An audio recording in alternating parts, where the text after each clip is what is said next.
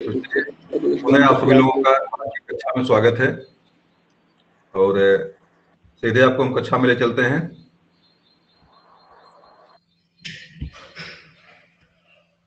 चलिए थोड़ा सा हम बैक कर लें इसको शुरू से। चलिए देखिए, पहला क्या स्क्रीन पे दिखाई पड़ रहा है आप लोगों को? जी बिल्कुल दिखाई दे रहा है। हैदराबाद में चारमीनार का निर्माण किसने करवाया था? कोई बता सकता है इसको? पहली बात तो चारमीनार हैदराबाद में है। चलिए जवाब देख लीजिए, इसका जवाब क्या है? कुली कुतुब शाह नाम है। कुली कुतुब शाह ने का निर्माण करवाया। चलिए अगला देख लीजिए, हिंदी भाषा का प्रथम अखबार कौन सा था? ये तो आना चाहिए सभी लोगों को, बता दीजिए। आप ऑप्शन होता तो पता। ऑप्शन की क्या जरूरत है, तुरंत इसका जवाब तो तुरंत आना चाहिए। उदंत मार्तंड, बार बार जो है हमें बार बार आया उदंत मार्तंड। जुगल किशोर इसके संपादक थे, जुगल किशोर, और हिंदी का प्रथम अखबार था ये।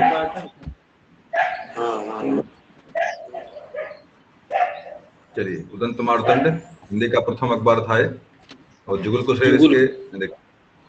अगला प्रश्न आपका है, स्वतंत्र भारत में पहला भाषाई राज्य कौन सा था? इसके बारे में चर्चा पहले हो चुकी है, बता दीजिए। आंध्र प्रदेश है क्या? बिल्कुल बिल्कुल, जवाब। डेट किसी को याद है, किस डेट में हुआ था? आंध्र प्रदेश है। शायद 59 में हुआ था, 59 में, 1959 शायद। कंफर्म नहीं हम है, इसको लेकर हम भाई कंफर्म नहीं कर सकते। हाँ सही है, शायद में हम भी हैं। एक दिन इसके पर चर्चा एक दिन हुई थी। चलिए अगला प्रश्न देख लीजिए, सौर मंडल का दूसरा सबसे बड़ा ग्रह कौन सा है? मतलब पहले के बाद दूसरा नंबर किसका है बड़ा, मतलब आकार में? शनि। चलिए बृहस्पति पहला है। देखिए बृहस्पति, शनि, अरुण, वरुण। इसके बाद पुनः उल्टा, पुनः यहाँ पे लौटते हम लोग, वहां से लौटते वहां से हैं। तो पृथ्वी का नंबर आता है, पुनः नंबर आता है मंगल का, पुनः नंबर आता है शुक्र का, तब आता है बुध का। तो इस क्रम में लगभग घूमता है। तो पृथ्वी जो है आकार की दृष्टि में 5वें नंबर पे है। आकार के दृष्टिकोण से पृथ्वी किस स्थान पे है? 5वें स्थान पर। पहले नंबर बृहस्पति, शनि, अरुण, वरुण, तब पृथ्वी का नंबर आता है आकार की दृष्टि से। उसके बाद आपका मंगल, शुक्र, उसके बाद जो है आपका बुध। सबसे छोटा आपका कौन सा आकार में है पूरे आपके सौरमंडल का? बुध। सबसे छोटा बुध है, सबसे बड़ा आपका बृहस्पति है। चलिए ठीक जवाब, बिल्कुल जवाब सही आपका है। सौरमंडल का जन्मदाता किसे कहा जाता है? ये आपको आना ही चाहिए, बता दीजिए। सूर्य। इसका जन्मदाता सूर्य ही है, क्योंकि सौर परिवार में सबसे प्रथम सदस्य के रूप में आपका सूर्य के ही नाम आता है, तो सूर्य है। चलिए, सूर्य के सबसे दूर कौन सा ग्रह है? किसी के यहाँ पंखा चल रहा, अपना पंखे की आवाज बंद कर ले अपना।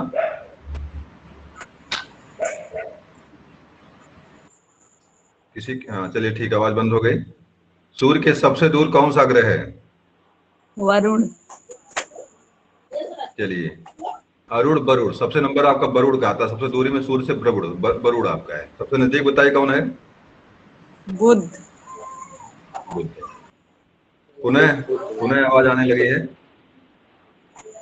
पंखे वाली आवाज पुनः आ रही है। थोड़ा सा आवाज नहीं आएगी तो आवाज बाकी सब का स्पष्ट रहेंगे, तो आवाज कहीं से आएगी तो डिस्टर्बेंस, थोड़ा सा डिस्टर्बेंस रहता है दिमाग में, ये आवाज हो रही कहीं से। चलिए ठीक है, सूर्य के सबसे दूर कौन सा ग्रह है? देखिए वरुण लिखा ही है। चलिए आगे बढ़ते हैं।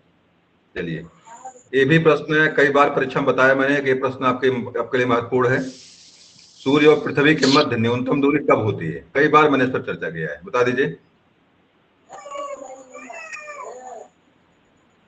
नहीं कह रहे हैं सूर्य और पृथ्वी के मध्य न्यूनतम दूरी कब होती है? भाई ने बताया। हाँ कब, किस टाइम? अप्रैल? नहीं भाई, नहीं बता दीजिए, कोई बोल दे। देखिए उपसौर अपसौर सुना आप लोगों ने? होगा उपसौर अपसौर, वही है, कुछ और नहीं है।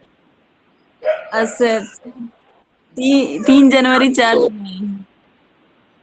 एक ही बताइए, एक ही कंफर्म करिए, कौन है, उपसौर है कपसौर है? अच्छा, सूर्य और उपसौर। पृथ्वी। मध्य। उपमाने क्या होता है? उपमाने कैसे समझेंगे हाँ, आप लोग? उपमाने, उपमाने क्या होता है? समीप।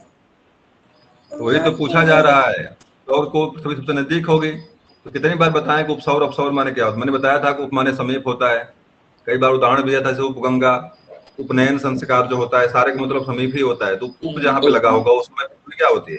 पृथ्वी सूरज के 3 जनवरी। समीप होती है। और डेट 3 उसका जनवरी।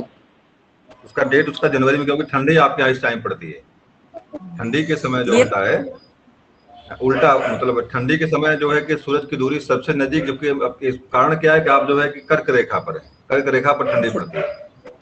और पृथ्वी की सबसे दूरी सबसे नजदीक जब होगी वो तो विषुवत रेखा पर होती है। तो 3 जनवरी से ठंडी की स्टार्टिंग शुरू होती है।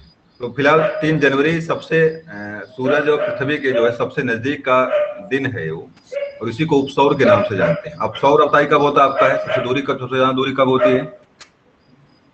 4 जुलाई। 4 जुलाई, इसी को अपसौर कहते हैं। 4 जुलाई को अपसौर। चलिए आगे बढ़ जाइए। 5 मिनट देख ले। चलिए 3 जनवरी दे दिए। 5 चलिए, मिनट। सिख धर्म की स्थापना किसने किया था? ये भी बताया गया, प्रश्न आपको बता दीजिए, जवाब मिल जाए। गुरु गोविंद सिंह। गुरु गोविंद। गुरु गोविंद सिंह धर्म की स्थापना की है। और कोई बताए?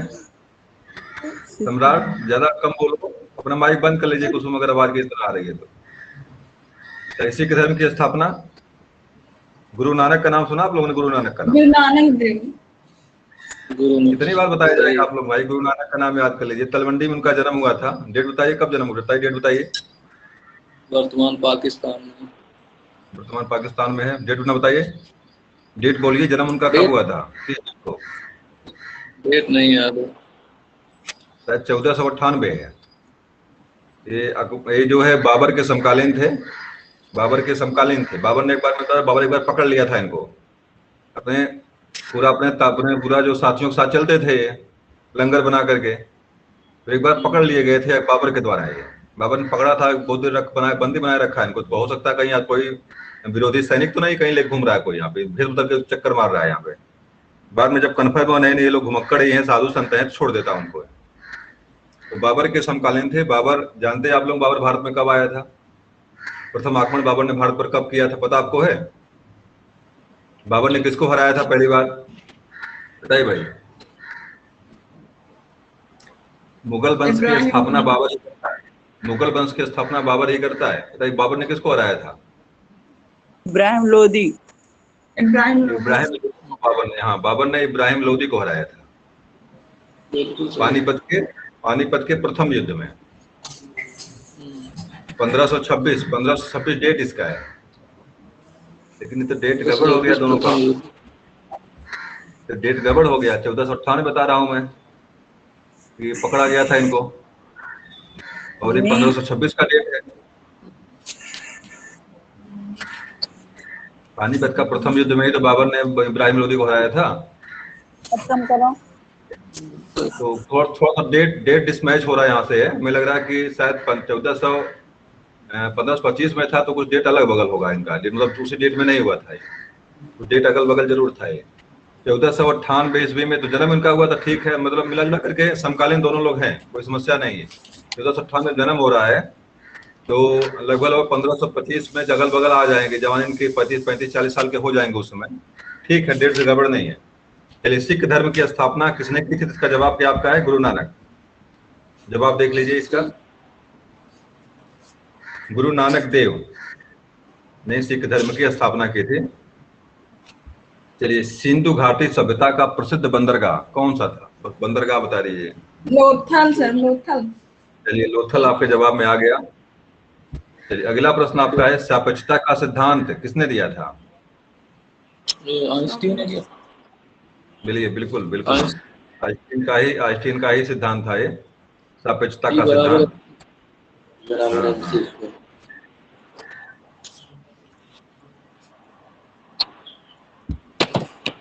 सांची स्तूप का निर्माण किसने करवाया था? ये सांची शासक इसका निर्माण सर अशोक ने करवाया। अशोक नहीं करवाया था। देखते हैं, जवाब देख लीजिए इसका। अच्छा, सांची का स्तूप सम्राट अशोक कश्मीर की स्थापना करने वाला यही था। कश्मीर जो है, कश्मीर नगर जो बसा था, इसी के नाम से ही कश्मीर नगर की स्थापना हुई थी। चलिए, सबसे पहले माउंट एवरेस्ट पर चढ़ने वाले कौन थे? इंडिया की नील आर्मस्ट्रांग नहीं, अरे वो तो दो लोग थे इसमें से, एक बताइए। कल्पना चावला नहीं, कल्पना चावला हिलेरी सर जो है करके अंतरिक्ष यात्री थे। एडमंड हिलेरी और एक गोरकी कोई करके था, यहीं का था वो, क्या नाम था उसका? एडमंड हिलेरी थे नॉर्वे के, नहीं नॉर्वे थे, कहीं और के थे, नहीं नार्विक नहीं थे। एडमंड हिलेरी थे और एक व्यक्ति यहीं का था, जो यहीं का मतलब स्थानीय नेपाल का था, वो चढ़ा। जवाब देख लेते हैं, मिल जाएगा जवाब। जवाब देख लेते हैं। तेंजिंग गोरके और चलिए, सबसे पहले कागजी मुद्रा जारी करने वाला देश कौन सा था? इसी को लेकर एक भी जानिएगा कहानी, एक कहानी यहाँ से है। इसी को देख करके जो है कि आपका मोहम्मद शाह, नहीं क्या नाम था पागल बादशाह, मोहम्मद तुगलक तांबे के सिक्के जारी करता है, इसी को देख करके। इसके पहले सोने के सिक्के चलते थे, इसी को देख करके जो है मोहम्मद तुगलक ने जो है तांबे के सिक्के जारी करता है। खुरासान पर विजय अभियान जो था इसका, खुरासान पर, जो कि 4 अभियान थे, चारों असफल इसके होते। चलिए बता दीजिए भाई, कौन देश था वो? चीन है क्या? चीन है, चीन, बिल्कुल चीन सही है। खुरासान आपके चीन में ही पड़ता है, और मोहम्मद शाह पहला शासक जिसने चीन पर आक्रमण किया, चीन पर आक्रमण करने वाला वही था। खुरासान विजय जो उसका चलता है, चीन पर ही आक्रमण था उसका। और जानते हैं आपने दबाव में कर वृद्धि, राजधानी परिवर्तन, और एक कोई प्लानिंग इसकी और थी। एक खुरासान विजय अभियान था, एक अभियान कोई और था इसका, चारों असफल हुए थे इसके, और चारों नंबर एक के थे, तो चारों में कोई कमी नहीं थी। चलिए जवाब देख लीजिए, उसका चीन ही है। चीन में प्रथम बार कागजी मुद्रा जारी होती है, और कागज का निर्माण ही प्रथम बार आपके चाइना में हुआ था। बता दीजिए भाई, सत्य शोधक समाज की स्थापना किसने की? ज्योतिबा। चलिए, ज्योतिबा फूले ने किया, बिल्कुल सही जवाब आपका है। ज्योतिबा फूले ने ही सत्य शोधक समाज की स्थापना किया था। महात्मा फूले या ज्योतिबा फूले, बात एक ही है। संयुक्त राज्य अमेरिका में सबसे बड़ा भूमि क्षेत्र किस राज्य में है? सबसे बड़ा अधिक भूमि जो है किस राज्य में है? एक कल मैंने चर्चा किया था कि 1000 धूमों की घाटी, बताइए कहाँ पे है? 1000 धूमों की घाटी कहाँ पे है?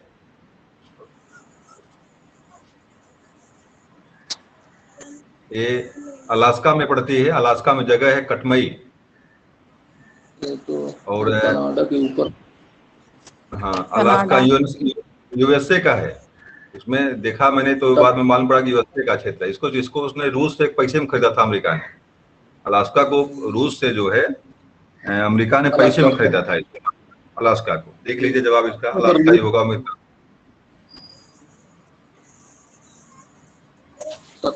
अलास्का क्षेत्र ही है, और कटमई आपका यहीं पड़ता है। 1000 धूमों की घाटी यहीं पे है। शांति निकेतन की स्थापना किसने की थी? बता दीजिए भाई, तो आना चाहिए। जवाब मिल गया, रविन्द्रनाथ टैगोर। चलिए, वेदों की ओर लौटो, बैक टू वेदाज का नारा किसने दिया था? वेदों की ओर लौटो। विवेकानंद। दयानंद सरस्वती। दयानंद सरस्वती। बताइए, धर्म कौन सा था इनका? धर्म कौन से स्थापना किए थे Dayanand Saraswati? Mission, Krishna mission. Ramakrishna mission की स्थापना विवेकानंद ने किया था, अपने गुरु के सम्मान में। उनके गुरु थे रामकृष्ण परमहंस, और रामकृष्ण परमहंस की याद में उसने जो है परमहंस इसकी स्थापना किया था उसने। वेदों की ओर लौटो जो है आर्य समाज। डेट किसको याद है, कब डेट किसी को याद है? आर्य समाज की स्थापना कब हुई थी? और देखिए ब्रह्म समाज और आर्य समाज जो है अगल बगल के बने हैं, दोनों बने हुए थे। ब्रह्म समाज और आर्य समाज अगल बगल में ही दोनों का निर्माण था। 1875 में है क्या? बिल्कुल 1875 डेट ही होगा ये, 1875 डेट हो सकता है। वेदों की ओर लौटो आर्य समाज का नारा है। आर्य समाज में नाम आता है जो है कि दयानंद सरस्वती का। इनकी पुस्तक है बड़ी परीक्षा में, सत्यार्थ प्रकाश, परीक्षा में कई बार आई हुई है। हिंदी में लिखी हुई है, सत्यार्थ प्रकाश हिंदी में लिखी हुई है और दयानंद सरस्वती की पुस्तक है। और एक चीज विशेष रूप से जानिए, विशेष रूप से एक चीज यहाँ से गौर करिएगा, ब्रह्म समाज और आर्य समाज की स्थापना महात्मा फुले के विरुद्ध हुई। महात्मा ज्योतिबा फुले ने हर समाज को शिक्षा दीक्षा को लेकर प्रयास कर रहे थे और पूरे समाज बहुत देश उनके साथ जुड़ने लगा था। और इसी को इसी को जो है कि मतलब वो करने के लिए ये दोनों लोग ब्रह्म समाज आर्य समाज की स्थापना करते हैं, ताकि ये लोग जो है जो आगे ओबीसी एससी हैं उधर तरफ ना चले जाएं, नहीं तो पूरा पूरा हमारा काम खत्म हो जाएगा। बाद में ब्रह्म समाज आर्य समाज की स्थापना मतलब धार्मिक आंदोलन जो चलता है बाद में है, ये उनके विरुद्ध ही चलता है, ज्योतिबा फुले के। चलिए फिलहाल आगे देखिए यहाँ पे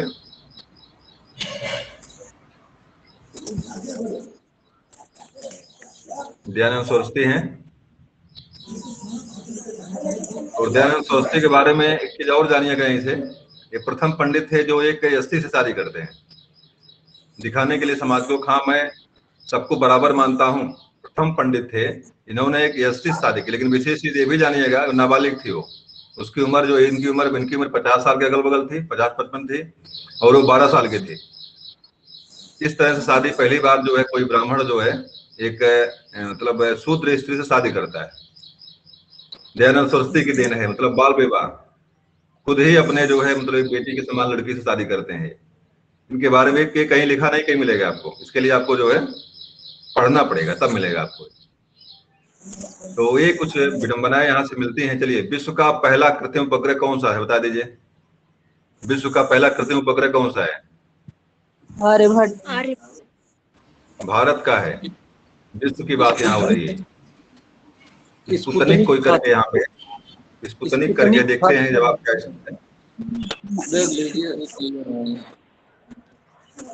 स्पुतनिक प्रथम, बिल्कुल सही जवाब आपका, स्पुतनिक प्रथम है। विटामिन की खोज किसने किया? ये सही जवाब दीजिए। फंक ने किया, बिल्कुल सही, बिल्कुल जवाब सही आपका, फंक सही है। कैसिमिर फंक ने किया था। हवाई में अपेक्षित आर्द्रता मापन हेतु कौन सा उपकरण है, कौन सा उपकरण, बताइए। जवाब सही होना चाहिए। हाइग्रो जो आर्द्रता मापक, देख लीजिए, आर्द्रता मापक यंत्र है, तो आपका वही होगा। हाइग्रोग्राफ है, हाइग्रोग्राफ में मापा जाता है उसको। चलिए, लोगों की सरकार जनता के द्वारा जनता के लिए प्रसिद्ध उद्धरण किसने दिया? अब्राहम लिंकन का है। ये अब्राहम लिंकन का है, अब्राहम लिंकन ने दिया था ये। अमेरिका के जब पहले राष्ट्रपति बने, पहले नहीं थे, अमेरिका के शायद 6वें राष्ट्रपति थे, 6वें थे या 6वें 8वें थे। प्रथम ब्लैक, काले, क्या बोलते हैं, प्रथम निग्रो राष्ट्रपति थे, निग्रो, जॉर्ज वाशिंगटन। देखिए, जॉर्ज वाशिंगटन पहले थे, 6वें राष्ट्रपति शायद अमेरिका के थे, प्रथम निग्रो राष्ट्रपति थे। मतलब जो सफेद लोग थे, प्रथम अश्वेत राष्ट्रपति थे आपके अब्राहम लिंकन। प्रथम अश्वेत राष्ट्रपति अब्राहम लिंकन थे, और या प्रथम निग्रो राष्ट्रपति आपके अब्राहम लिंकन 6वें राष्ट्रपति साथ थे उसके। चलिए, रेबीज के टीके की खोज किसने किया था, बताइए। रेबीज की याद तुरंत बताइए। नहीं, पाश्चुरीकरण का कौन सा? Louis Pasteur. अरे यार, तुरंत हाइड्रोफोबिया भी इसी कहते हैं, इसी को हाइड्रोफोबिया के नाम से जानते हैं। हाइड्रोफोबिया या पाश्चुरीकरण और माइक्रोबायोलॉजी, तीनों के जनक कौन है? तीनों के जनक आपके जो लुई पास्चर ही हैं, देख लीजिए। सही है। Louis Pasteur. चलिए बता दीजिए भाई, रेडियम धर्मिता की खोज किसने की थी? Henry Becquerel. चलिए जवाब सही होना चाहिए, बेक्यूरेल का, बेक्यूरेल ही आना चाहिए। हेनरी बेक्यूरेल, वही बेक्यूरेल, बेक्यूरेल एक ही है। नाम पता नहीं कैसे कैसे। रेडियो की खोज किसने की? रेडियो की खोज किसने किया था? मार्कोनी। मार्कोनी। सही है। मार्कोनी। रेडियम की खोज किसने किया था? रेडियम की मैडम क्यूरी है। Curie and madam Curie. और मैडम क्यूरी। चलिए मेरे मेरी ये आ गया प्रश्न, आपका जवाब आ गया। वो बताइए भाई, इसके स्थापना किसने किया था? रामकृष्ण मम्मी विवेकानंद। विवेकानंद ने किया था। विवेकानंद ने किया था, इन्हीं के गुरु थे विवेकानंद। विवेकानंद जी बेचारे क्या नाम है, सत्य की खोज में निकले थे, बाहर निकले थे। विवेकानंद की एक लाइन है, याद कर लीजिएगा, ब्राह्मण को पैरों तले कुचल डालो, ब्राह्मण धर्म को पैरों तले कुचल डालो। ये उनकी विवेकानंद की लाइन है ये। जबकि आप जानते हैं कि विवेकानंद के बारे में जो प्रश्न बार बार पूछता है, विश्व धर्म सम्मेलन को लेकर जो शिकागो में हुआ था, शायद 1853 का डेट है, शायद 1853 का डेट है, शिकागो में हुआ था। इसको लेकर प्रश्न बार बार परीक्षा में पूछा। बताओ अगुवाई किसने किया था? तो अगुवाई करने वाले कौन थे? विवेकानंद थे। एक भी विशेष रूप से जानिएगा, एक चीज जानिएगा यहाँ से, कि चूंकि ये जात के ब्राह्मण नहीं थे, विवेकानंद जात के ब्राह्मण नहीं थे, तो हुआ क्या था, सुनिएगा, हुआ क्या जो है, ये विश्व धर्म सम्मेलन में जाना था इनको, तो भारत के हिंदुओं ने इनको अनुमति प्रदान नहीं किया। मतलब बोलने की अनुमति जो हिंदुओं ने यहाँ से नहीं दिया। जो आपका परम राम जो क्या बोलते हैं, जो हिंदू धर्म के सर्वश्रेष्ठ जो है मतलब प्रतिनिधि होते हैं आपका, उन्होंने अनुमति प्रदान नहीं किया। ने कहा नहीं नहीं, ये तो जो है कि मतलब ये तो हिंदू धर्म पर नहीं बोल सकते क्योंकि ब्राह्मण नहीं है। उसके बाद यहाँ शिकागो जाते हैं, वहां पर कुछ एक बौद्ध मिलता है, वहां पे बौद्धिस्ट मिलता है। उस व्यक्ति ने अपना समय जो है इनको दिया, मतलब बोलना था उसको बौद्ध धर्म पर, कि बोलने किस पर दिया उसने, ये बोलते हिंदू धर्म पर है। और वहीं से जो है हिंदू धर्म सर्वश्रेष्ठ धर्म के रूप में वहां पे सामने आता है। पूरे विश्व स्तर पर हिंदू धर्म की वहां से जो है क्या होता है, महिमा मंडित वहां पे होता है। तो ये विशेषता हिंदू धर्म की है। मतलब हिंदू धर्म के सर्वश्रेष्ठ प्रचारक विवेकानंद को ही जो हिंदू धर्म ने बोलने का अवसर जो नहीं दिया अवसर किसने? बौद्ध धर्म ने दिया। बौद्ध धर्म ने अपना टाइम निकाल कर इनको टाइम देता, विवेकानंद को आप बोलिए, शून्य पर बोलते हैं ये, और इनकी इतना ओजपूर्ण भाषण वहां पे देते हैं, पूरा विश्व इनसे मुग्ध हो जाता है, मंत्रमुग्ध हो जाता है इनसे है, और हिंदू धर्म की वहां पे जो पताका फहराती है। और उसी धर्म के अनुयायियों ने अवसर नहीं दिया यहाँ पे। सोचिए कि मतलब एक अच्छा ज्ञाता, अच्छा वक्ता, सारी चीजों, तो इसी पे उन्होंने लाइन लिखा था ये, अगर भारत को बचाना तो क्या करो, ब्राह्मण धर्म को पैरों से कुचल डालो। ये विवेकानंद के ही लाइन है। तो देखिए मेन चीज आपको यहाँ से जो याद रखना आपको है, याद ये रखना है, विश्व धर्म सम्मेलन याद रखना है, जहाँ पर गए थे, शिकागो में हुआ था। परीक्षा में कई बार पूछा है, 1853 डेट इसका है, इसको देखिएगा, 53 डेट है, कोई और डेट है, लेकिन परीक्षा में पूछा कई बार है इसको यहाँ से। तो रक्त समूह की खोज बताइए किसने किया? Land Steiner. एक चीज बताना भूल गया मैं आपको विवेकानंद जी के बारे में, जो कि काम थी, क्या नाम है, कि एक ज्ञान की खोज में बाहर निकले थे, मतलब सत्य जानने का प्रयास कर रहे थे। विवेकानंद जी एक बार मंदिर में बैठे हुए थे, इनका बचपन का नाम कुछ और था। वहां देखते हैं कि एक चूहा जो है, एक चूहा शंकर जी के सर पे बैठ करके जो है तांडव कर रहा है, कभी खा रहा है, कभी बैठ रहा है, कभी कुछ कर रहा है। इनके मन में ये आया कि भैया शंकर जी में शंकर जी अगर वास्तव में पावरफुल आदमी है, तो आखिर चूहे कंट्रोल नहीं कर पा रहे हैं, इनके सर बैठ जा रहा है, कभी कान में घुस जा रहा है, कभी कुछ कर रहा है, कभी कुछ कर रहा है, मतलब जो भी चारा खा रहा है। वहीं से इनके मन में जो है भगवान को लेकर शंका पैदा होती, भाई आदमी पावरफुल नहीं है, आदमी के पास शक्ति नहीं है, शक्ति होती तो इस तरह चूहा इनको परेशान नहीं करता। तो वहां से सत्य की खोज में बाहर निकलते हैं। बाहर खोजते खोजते कई गुरुओं के पास गए, कोई ज्ञान नहीं दे पाया इनको। अंत में रामकृष्ण परमहंस के पास जाते हैं अंत में। और इनके ये भी देखिए एक थे, उम्मीद लग रहा है कि उल्टा पलटा ही लिखा गया है। इनके अपने पैरों के अंगूठे के नाखून जो है, अपने अंगूठा जो है, पैर का अंगूठा जो है इनके नाभ में सटाते हैं, और वहीं से इनको जो है सत्य का ज्ञान इनको होता है। मतलब विवेकानंद जी जो है वहीं से मतलब सत्य ज्ञान इनको होता है, और तभी से इनके शिष्य बन जाते हैं। और उसके बाद जो है विश्व में जो है धर्म का जो प्रचार प्रसार करते हैं, हिंदू धर्म का। ये इनके बारे में कहानी थी। और जानते हैं आप है कि रामकृष्ण परमहंस के जो आपका सोसाइटी जो ये है, ये शायद पश्चिम बंगाल में है। कहाँ पर, कोई पता किसी को है? शायद पश्चिम बंगाल में है। देखना पड़ेगा इसको कहाँ पे, देखना पड़ेगा। मुंबई में हाँ। चलिए मुंबई में भी कंफर्म उसको नहीं हूँ, शायद देखिएगा पश्चिम बंगाल में मुंबई में होगी, तो इसकी स्थापना वहां पे करते हैं मुंबई में। चलिए ठीक, देख लीजिएगा इसको कहाँ पे इसके है। तो रक्त समूह की खोज कार्ल लैंडस्टीनर ने किया, बिल्कुल सही है। रक्त समूह की खोज किसने किया था? कार्ल लैंडस्टीनर ने किया था। नहीं भाई, तो परिसंचरण तंत्र की खोज किए थे लोग। Yes sir. रक्त समूह की नहीं, परिसंचरण तंत्र की खोज की कार्ल लैंडस्टीनर ने किया था। परिसंचरण तंत्र कैसे कैसे व्यवस्था काम शरीर में करता है। रक्त समूह खोज किसने किया था सर? वो रक्त की खोज किए थे, उनके समूहों की नहीं खोज किए थे लैंडस्टीनर। हार्वे तो परिसंचरण तंत्र लैंडस्टीनर। जब आप देखिए भाई, जब आप देख लीजिए, लैंडस्टीनर तो हैं, लैंडस्टीनर ही दे रहा समूह की खोज। सर वो रक्त समूह की खोज नहीं किए थे, रक्त की खोज किए थे। रक्त वही आ जाएगी समूह, रक्त समूह। एक परिसंचरण तंत्र है, समूह अलग हो जाएगा भाई, समूह 4 है। समूह तो जान रहे ABCD 4 है। ये बताइए एक है परिसंचरण तंत्र, उसकी खोजकर्ता कौन है? परिसंचरण की खोजकर्ता कौन है? हार्वे, विलियम हार्वे है सर। हाँ, तो ठीक है। तो फिर जवाब सही है। समूह ब्लड ग्रुप की खोज करने वाले तब यही थे, लैंडस्टीनर ही थे।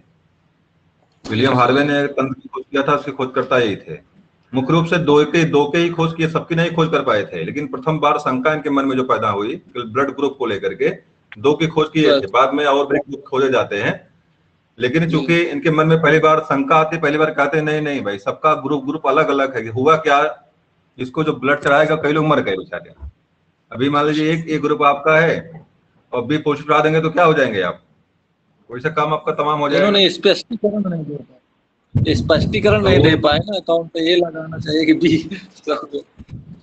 तो बाद में जो है कि जब खोज होती है कि भाई नहीं सबका 4 ग्रुप हैं, और चारों ग्रुप का 4, जिसका जो ग्रुप होगा वही ग्रुप को काम करेगा। इसको लेकर प्रश्न परीक्षा में कई बार आया, सर्वदाता, सर्वग्राही, और किसको कौन सा ग्रुप चढ़ेगा, इसको लेकर प्रश्न परीक्षा में कई बार पूछे गए, पूछे बराबर जाते हैं। आपके विज्ञान में प्रश्न बराबर यहाँ से आते हैं।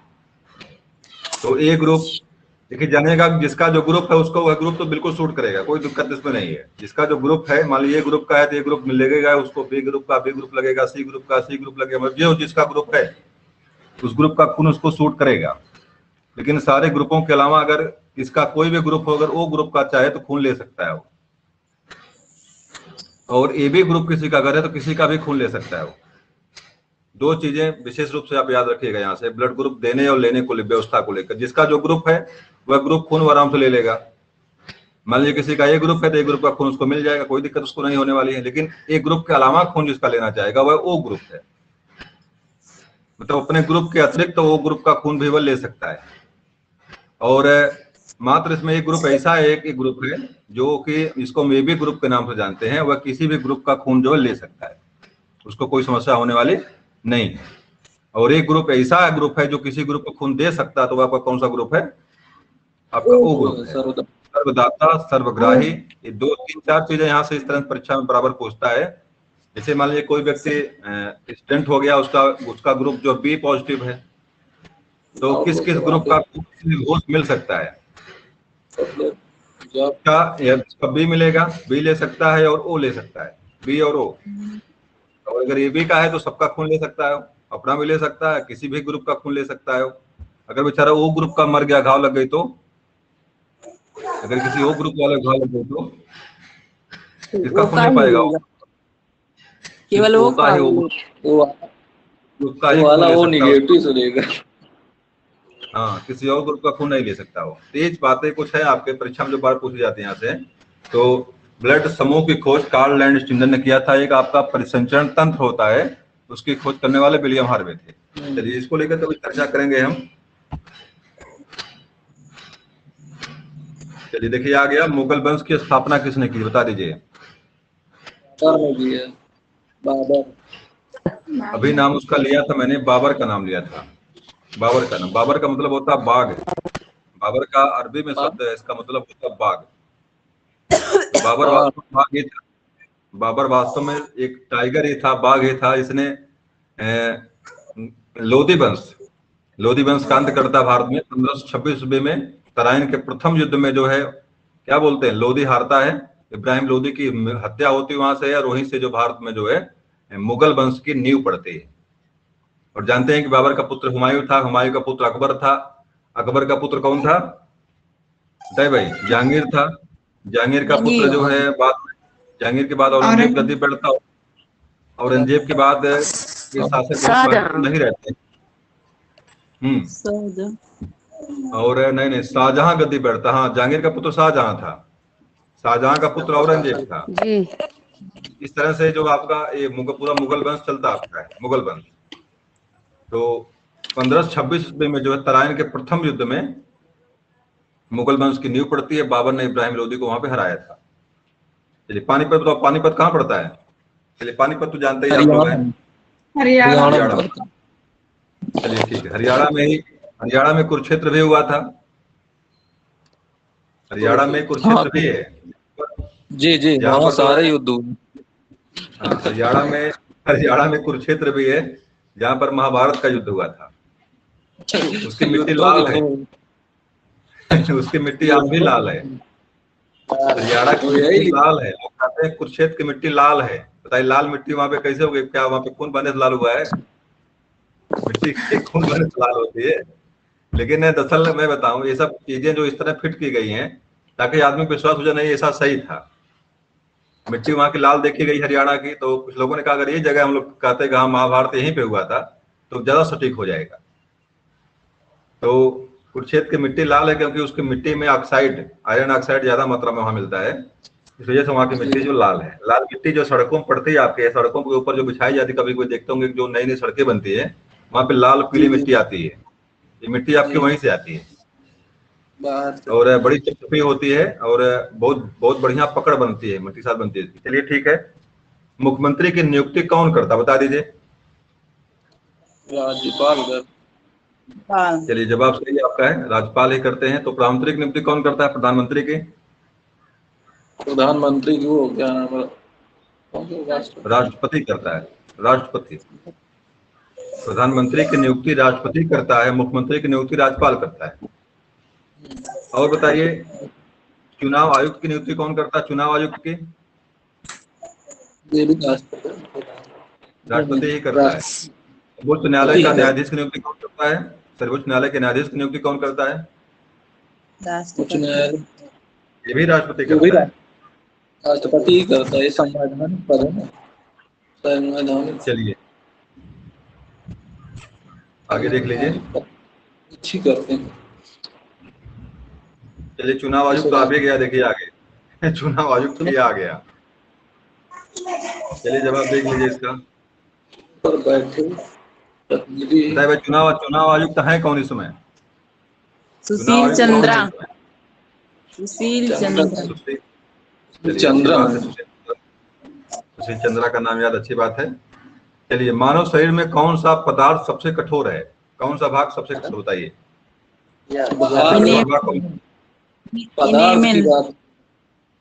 पदार्थ है बात भाई, पदार्थ तत्व की बात हो रही है। तत्व कौन सा कठोर सबसे? इनेमल है। दांत के ऊपरी जो तत्व, ऊपरी पार्ट जो होता है दांत का सबसे ऊपर वाला भाग जो होता है वो इनेमल है। और सबसे कठोर तत्व देख लीजिए, जवाब देखिए इसका, जवाब क्या देता है। चलिए लंबा प्रसार आ गया। दरअसल रिकॉर्डिंग है।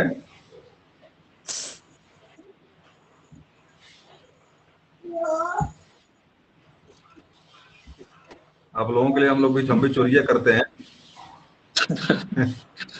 नहीं ठीक, कहीं से भी मिले शिक्षा, कहीं से मिले ग्रहण कर लेनी चाहिए। क्योंकि चलिए आपका जवाब मिला नहीं, लेकिन दूसरा खुल गया। चलिए छोड़ देते हैं उसको, जानेंगे इनेमल है वो, इनेमल है। ठीक है सर। जो आपके दांतों के जो ऊपरी जो पोर्शन होता है, जो सबसे कठोर होता है, उसको इनेमल कहते हैं। अगर जो है कि मांसपेशी की बात करेगा, जबड़े की मांसपेशी आपकी है सबसे कठोर, जो सबसे मजबूत पेशी कौन सी, जबड़े की मांसपेशी है। और दांत का ऊपरी पार्ट जो इनेमल जिसको कहते हैं, सबसे कठोरतम तत्व है, पदार्थ है शरीर का आपके। चलिए आगे देखिए, मानव शरीर के कौन से 2 अंग आपके पूरे जीवन में बढ़ते रहते हैं? कौन से 2 अंग लगातार? नाखून अंग अलग है, अंग नहीं यार। चलिए देख लेते हैं जवाब इसका क्या है। नाक और कान दिया हुआ है। नाक और कान बढ़ता रहता जीवन भर। चलिए ये कैसे बता? तो भाई इसको देखना अपना पड़ेगा। चलिए ये भी प्रश्न इंपॉर्टेंट आपका है। माइक्रोसॉफ्ट की स्थापना किसने की? माइक्रोसॉफ्ट एक कंपनी है अमेरिका की। IBM इंटरनेशनल बिजनेस मशीन उसी का एक पार्ट है। परीक्षा में कई बार पूछा है कि IBM का फुल फॉर्म क्या होता है। IBM का मतलब होता है इंटरनेशनल बिजनेस मशीन। माइक्रोसॉफ्ट का ये का पार्ट है। माइक्रोसॉफ्ट का संस्थापक कौन है? बिल गेट्स का नाम सुना आपने? बिल गेट्स का नाम, बिल गेट्स। भाई सबसे धनी व्यक्ति कौन है विश्व में? सबसे धनी व्यक्ति कौन इसमें है? Bill Gates. यही तो है। नहीं भाई, ये नहीं है, कोई और है धनी व्यक्तियों में। चलिए देखिएगा, उसको खोजिएगा। बिल गेट्स थे पहले, अब नहीं है। तीसरे नंबर बिल गेट्स और Paul Allen Microsoft Bill Gates भारतीय मूल के ही हैं। भारतीय मूल निवासी थे। भारतीय मूल के ही हैं। ये जानिएगा कि पहले अमेरिका गलियों में जाकर पावरोटी बेचते थे बिल गेट्स। पावरोटी बेचने वाला काम करते थे, लेकिन उनके दिमाग में एक थाट आई, सोच वहां से इनके दिमाग में एक उत्पत्ति आती है। और विश्व सबसे अमीर व्यक्ति और सोच ही है जो व्यक्ति को, सोच ही ऐसी चीज है जो व्यक्ति को अमीर बनाती है। सही बात। चलिए, महाबलीपुरम में रथ मंदिर का निर्माण किसने करवाया था? तो जवाब इसका है पल्लव राजा नरसिंह।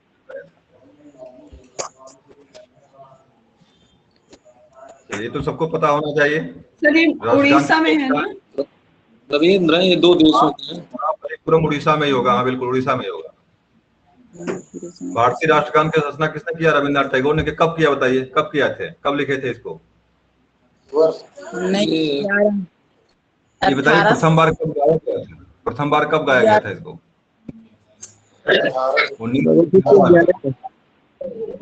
1911 में पश्चिम बंगाल में, शायद पश्चिम बंगाल में कहीं 1911 में गाया गया था। और अधिवेशन नहीं था, जॉर्ज पंचम का स्वागत समारोह था। जॉर्ज पंचम प्रथम बार भारत आए थे।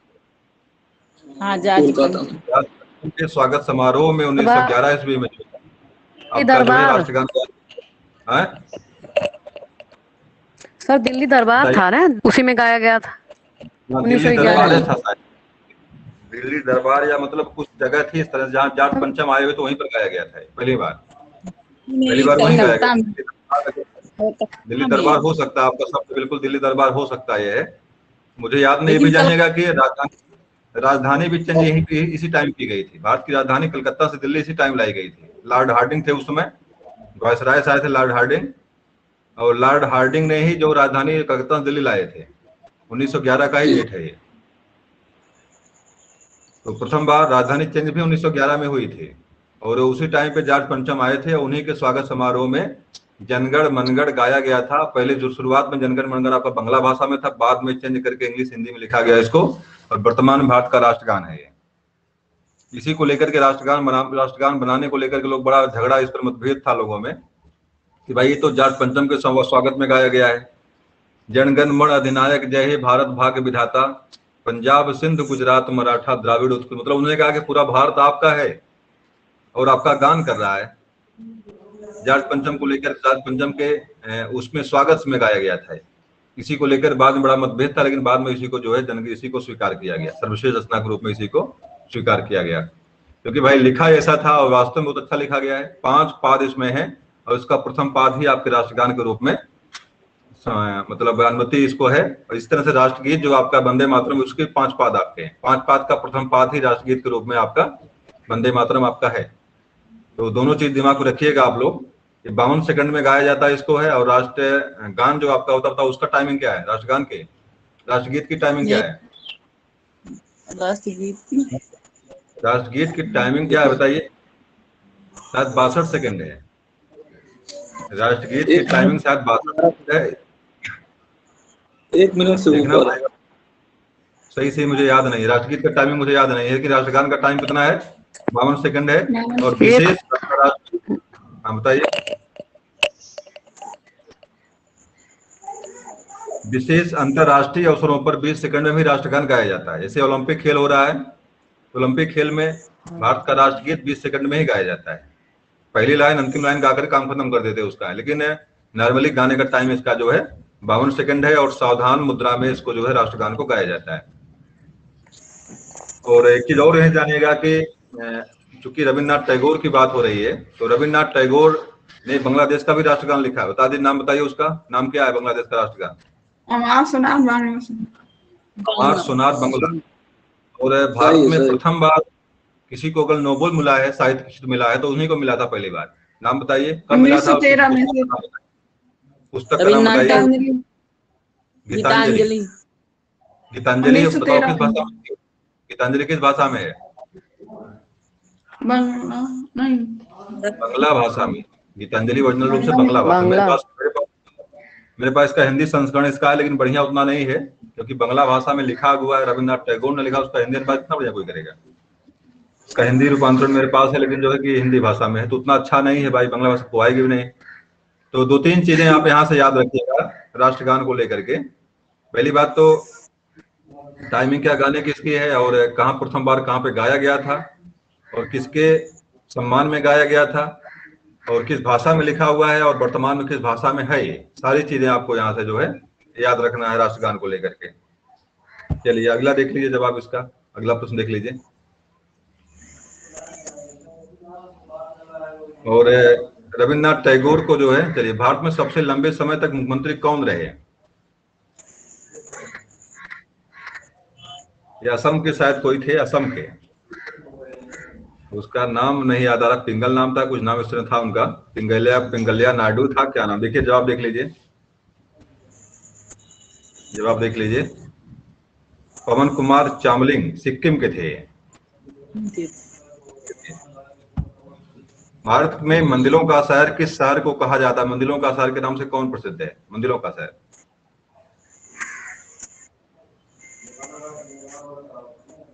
आपके उड़ीसा का शहर है भुवनेश्वर। भुवनेश्वर है। फिलहाल तमिलनाडु के मदुरई को भी मंदिरों का शहर कहते हैं। तमिलनाडु के मदुरई जो है उसको भी मंदिरों का शहर कहते हैं। नहीं, त्योहारों के शहर के नाम से जानते हैं उसको, त्योहारों के शहर के नाम से जानते हैं। भारत में जिप्सम का सर्वाधिक उत्पादन किस राज्य में होता है? जिप्सम सबसे अधिक कहाँ पे पैदा होता है, किस राज्य में?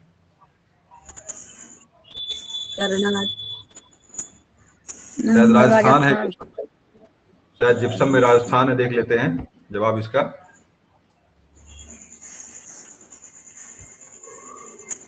चलिए राजस्थान ही है, जिप्सम में राजस्थान है। भारत में गन्ने का सर्वाधिक उत्पादन किस राज्य में होता है? गन्ना सबसे अधिक पैदा कहाँ पे भारत में होता है? अपने उत्तर प्रदेश। आपके यूपी में है।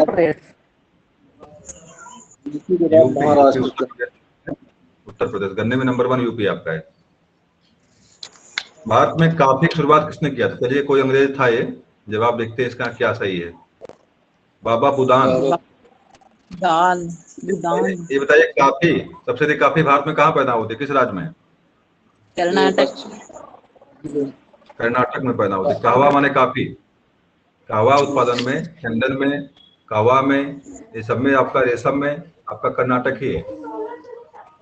चलिए देख लीजिए, भारत छोड़ो नारा किसने दिया बताइए?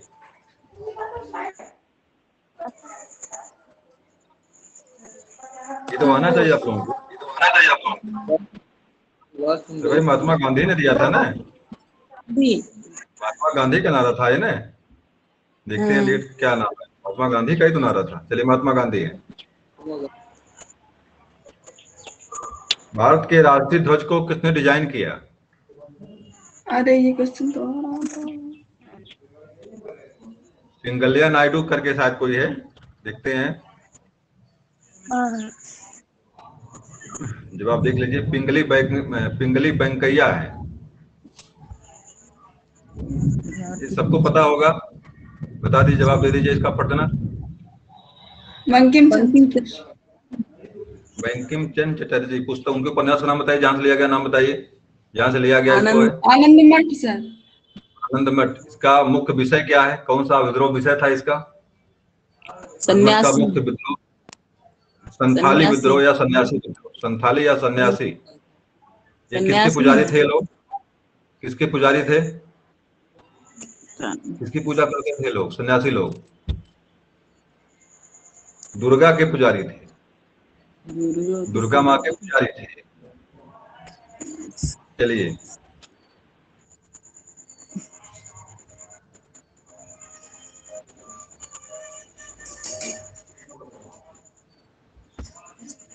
भारत के प्रसिद्ध झंडा गीत झंडा ऊंचा रहे हमारा किसने लिखा है?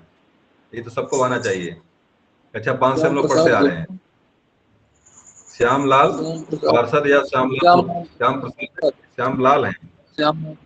श्यामलाल गुप्ता पार्षद, नरवलगढ़, कानपुर। कानपुर के। देख लीजिए भैया जवाब क्या इनका है। श्यामलाल गुप्ता, श्यामलाल पार्षद हम लोग कहते हैं, गुप्ता को पार्षद भी कुछ लोग कहते हैं। चलिए भारत में साक्षरता दर सबसे अधिक कहाँ पे है? केरल। परसेंट है, बता किसी को है? कितने परसेंट है? 98 पॉइंट है कुछ। चलिए आप लोगों को याद रखना चाहिए, सब चीजें परीक्षा में पूछता है। भारत में किस राज्य में सबसे अधिक लोकसभा सीटें हैं? अरे उत्तर प्रदेश में, और क्या सबसे ज्यादा सांसद। सर उत्तर प्रदेश। कितनी सीटें हैं यहाँ पे? कितनी सीटें? शायद 80 सीटें। देख लेते हैं जवाब क्या देता है। जवाब देखते हैं इसका। चलिए 80 सीटें हैं यूपी में, 80 सीटें आपके हैं। रबड़ को लेकर आप जानते ही हैं, बता दीजिए। केरल। केरल कर्नाटक राज्य, केरल और कर्नाटक दोनों में। केरल है सबसे अधिक, केरल आपका है मसाला में, और केरल। भारत के किस राज्य में चावल कहाँ से पैदा होता है? किस राज्य में? चावल पश्चिम बंगाल। पश्चिम बंगाल।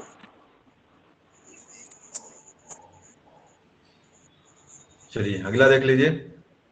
भारत के किस राज्य में संस्कृत को आधिकारिक भाषा के रूप में अपनाया गया? संस्कृत भाई भारत की प्रथम कोई जिला आपका है जहाँ पे संस्कृत बोली जाती है आधिकारिक भाषा के रूप में? बताइए कौन सा जिला है? हरियाणा है। हरियाणा। दक्षिण भारत कोई राज्य है? दक्षिण भारत में कोई राज्य गांव के ऊपर संस्कृत ही बोलते हैं। अरे चलिए मैं देखता हूँ जवाब क्या है। तमिलनाडु तो उत्तराखंड दे दिया भैया। संस्कृत को आधिकारिक रूप में अपनाया। देवभूमि उत्तराखंड। अमेरिका खोज किसने किया था? खोज किसने किया था?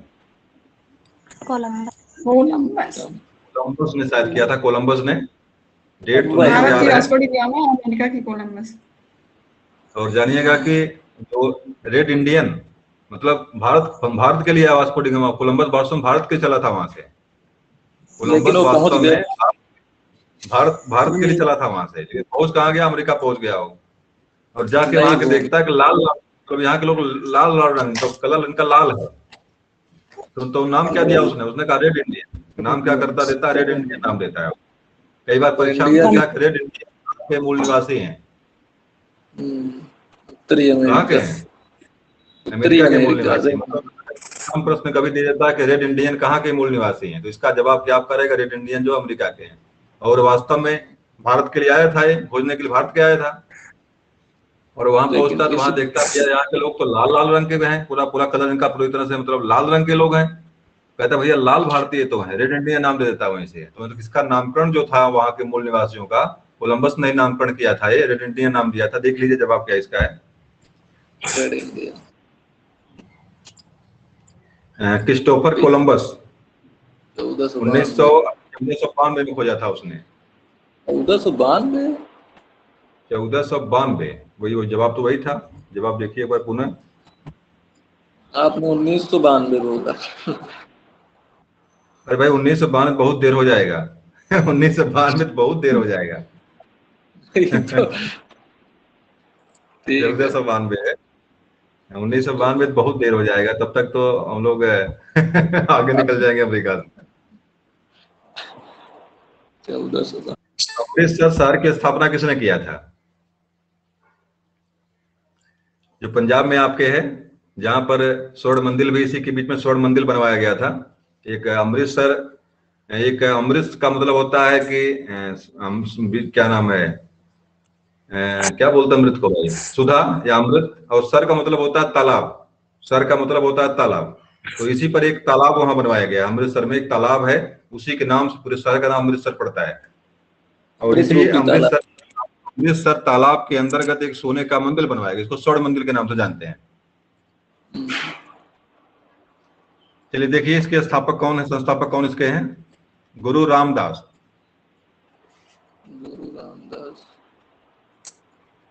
ये भाई आना चाहिए, आप बताइए भाई इसका, ये बड़ा चर्चित हस्ती हैं। 2013 में दिल्ली केजरीवाल हैं। चलिए ठीक है, केजरीवाल हैं ये। आम आदमी पार्टी, आप पार्टी के जो है सदस्य हैं। शिक्षा भी बताया मैंने कई बार इसके बारे में है। 1928 में पेनिसिलिन की खोज किसने किया था? Penicillin Alexander Fleming. प्रथम एंटीबायोटिक है, प्रथम एंटीबायोटिक जिसकी खोज फफूंदी से की गई, फफूंदी से। जवाब देखिए इसका, अलेक्जेंडर फ्लेमिंग। देखिए वो जवाब जो अलास्का वाला आपने दिया था वहां पे, 1867 में अमेरिका ने रूस से कौन सा राज्य खरीदा था? इसका जवाब आपका अलास्का है।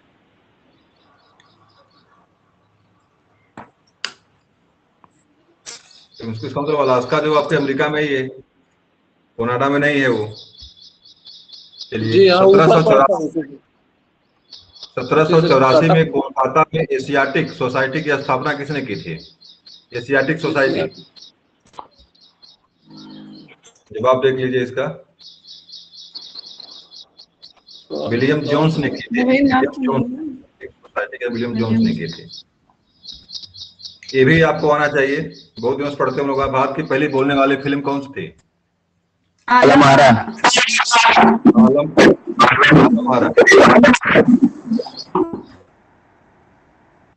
भारत की पहली बोलने वाली फिल्म कौन सी थी? चलिए भारत के कहाँ गया? चलिए हो गया। भारत आने वाले समुद्री मार्ग किसने किया?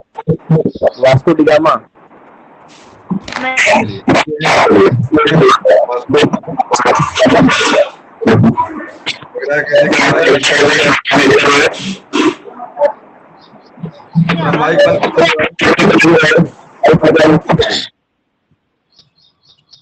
ऐसा करिए, जिसका माइक डिस्टर्ब होगा, जिसका माइक डिस्टर्ब होगा वो अलग नंबर से टीचमेंट ऐप पुनः इंस्टॉल कर ले, अलग नंबर से इंस्टॉल। जैसे घर में आपके 2-3 नंबर चलते होंगे आपको, तो इस नंबर को लॉग आउट कर लीजिए। जिसे आप सबसे मोबाइल पे अपने क्लिक करेंगे, अभी इसके बाद क्लास के बाद क्लिक करिएगा। आप मोबाइल पे जहाँ टीचमेंट खोलिएगा क्लिक करिएगा, और वहाँ पे एक अंत में दिया होगा कि अकाउंट दिया होगा, अकाउंट पे क्लिक करिएगा। सबसे नीचे जाएंगे तो वहाँ पे लिखा होगा लॉग आउट, लॉग आउट कर लीजिएगा वहां से।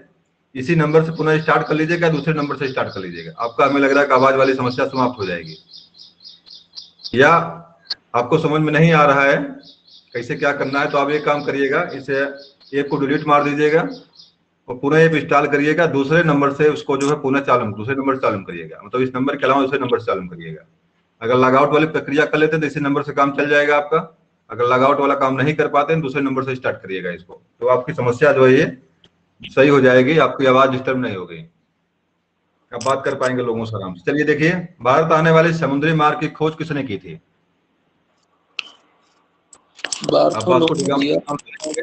वास्को डिगामा का नाम सुने होंगे।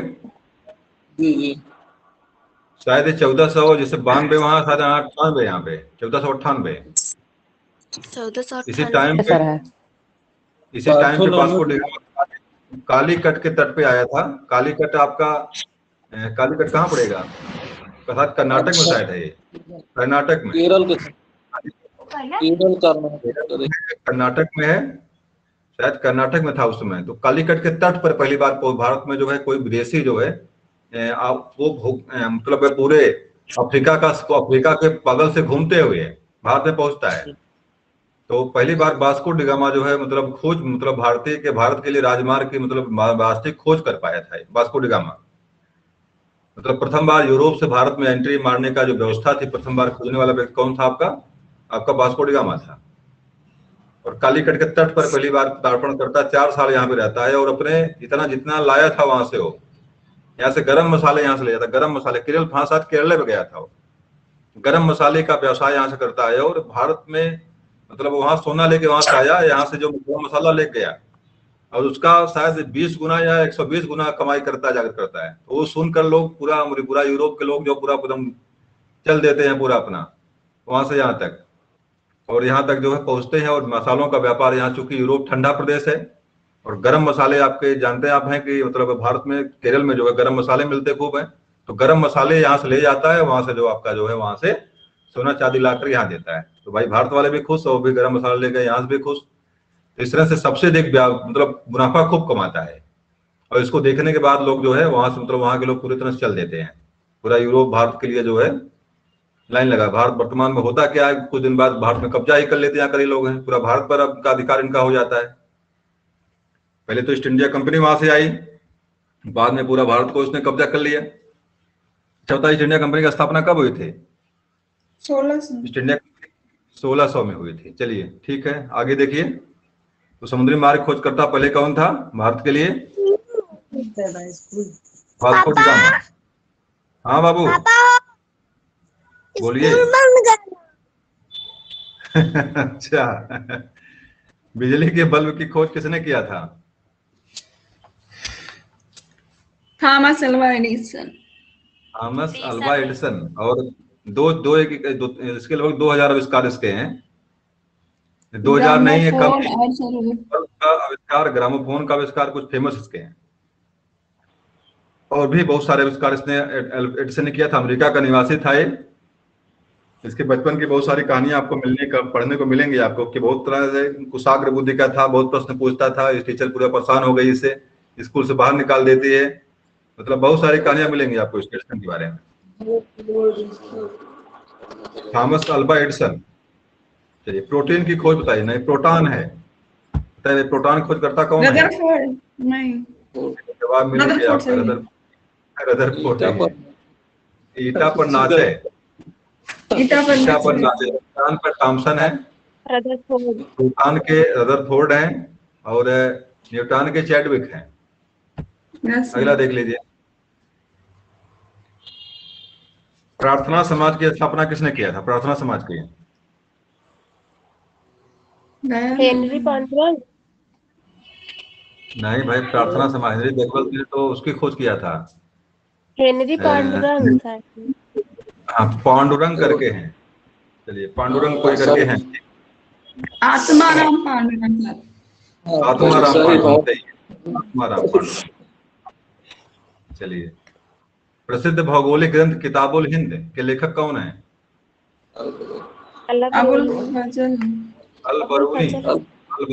अल-बरूनी है। किसका दरबारी था ये? मोरक्को का निवासी। नहीं, गजनबी नहीं था, मोरक्को का निवासी था ये। भारत में घूमने के लिए आया था। और इबन बतूता जो है, क्या बोलते हैं, जो पागल बादशाह था मोहम्मद तुगलक का पादरी बनाकर, मतलब उसका धर्म क्या बोलते हैं, नियम कानून देखने वाला बनाए, विधिवेत्ता बनाए। तो किताबुल हिंद इब्न बतूता ने लिखा है, उसी का जो है कि एक तरह से क्या बोल, धर्म ग्रंथ का क्या बोलते हैं मुसलमानों में क्या होते हैं, चलिए जो भी होते हैं, मतलब धर्म वाला काम देखता था उसका, एक तरह से धर्म वाला काजी बना, उसका काजी बनता है,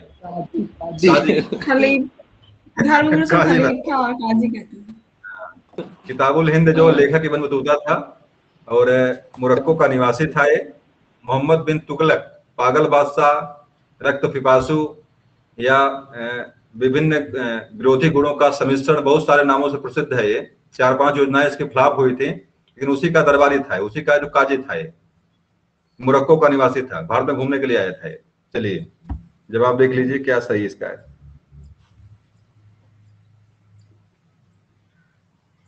मैं इब्न बतूता का नाम बता रहा हूँ, अल-बरूनी है ये।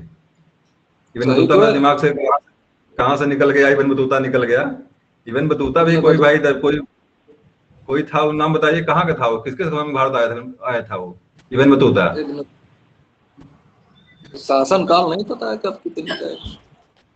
हाँ, फिलहाल ये जो बताया हूँ मैं वो सही है, जो बताया मैं आपको हूँ कि अल-बरूनी किसका दरबारी था। मैं नाम केवल गलत निकल गया, जवाब निकल गया हमारे, अल-बरूनी ही है वो, और किताबुल हिंद के लेखक वही है, उस काजी भी वही था। कहीं कुछ गलत तो नहीं हो रहा है? ऐसा तो नहीं कुछ गलती गलत बता रहा हूं मैं? एक बार नाम गलत दिमाग में आ गया उसका, इब्न बतूता का, तो शंका मन में पैदा कर रहा है। फिलहाल चलिए कोई बात नहीं, फिलहाल यहाँ से आप जो है पुस्तक का नाम याद कर लीजिए, किताबुल हिंद के लेखक कौन है? अल-बरूनी। आगे देखिए, पृथ्वी की जुड़वा बहन किस ग्रह को कहा जाता है? जवाब दे दीजिए। शुक्र को कहते हैं, सही है।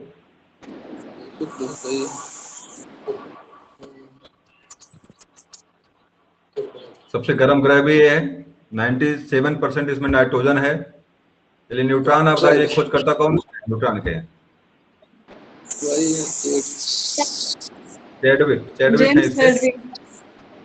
James Chadwick. चलिए दिल्ली का लाल किला किसने बनवाया? शाहजहां ने बनवाया था। इसको इंजीनियर बादशाह के नाम से भी जानते हैं। आपका ताजमहल, दिल्ली का लाल किला, जामा मस्जिद भी आपके दिल्ली में ही है। ये सबका निर्माण आपके शाहजहां ने करवाया था। इसको जो है इंजीनियर सम्राट के नाम से इसको जानते लोग, इंजीनियर सम्राट। ईश्वरी प्रसाद ने जो इसका नाम लिखा था, इसको इंजीनियर सम्राट कहा था, इसके निर्माण कार्य को देख करके। मोती मस्जिद भी आपके इसी ने बनवाया था। चलिए आगे देख लीजिए, लाल किला आपके आगरा में भी था, उसका निर्माण किसने करवाया था?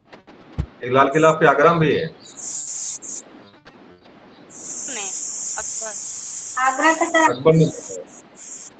अकबर ने दिल्ली आगरा के लाल किला को अकबर ने बनवाया था, दिल्ली के लाल किला को जो है शाहजहां ने बनवाया था। ये याद रखिएगा, परीक्षा में गलती मत करिएगा यहाँ से। दिल्ली में जामा मस्जिद, किसी के यहाँ पंखा चल रहा है और उसकी आवाज बराबर यहाँ आ रही है। दिल्ली में जामा मस्जिद का निर्माण किसने करवाया था? पंखा। चलिए बंद हुआ। दिल्ली में जामा मस्जिद का निर्माण किसने करवाया था? अभी बताया गया आपको। नहीं, शाहजहां ने करवाया था। दिल्ली चलो शाहजहां किसने दिया? दिल्ली चलो का नारा किसने दिया था? सुभाष चंद्र बोस ने कहा था दिल्ली चलो। सुभाष चंद्र बोस, तो मुझे खून दो मैं तुम्हें आजादी दूंगा।